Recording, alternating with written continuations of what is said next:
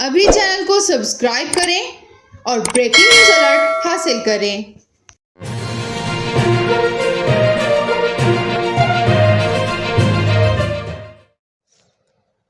गुलकार के की postmortem report के मजीद इंकशाफात।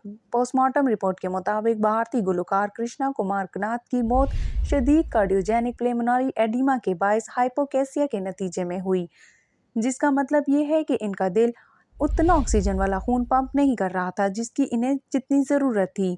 गुलकार कृष्णा कुमार कनाथ, जो कि के नाम से मशहूर हैं, मंगल 31 मई को कोलकाता में परफॉर्म करने के बाद दुनिया से कोच हो गए।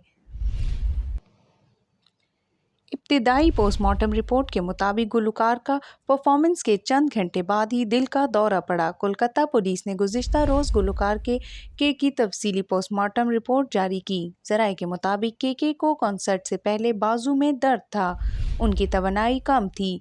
पोस्टमार्टम रिपोर्ट में कहा गया है कि गुलकार की मौत एक्यूट कार्डियोजेनिक पल्मोनरी एडिमा के बायस हाइपोकेसिया के असरात के बाद वाक़या हुई। अभी चैनल को सब्सक्राइब करें और ब्रेकिंग न्यूज अलर्ट हासिल करें।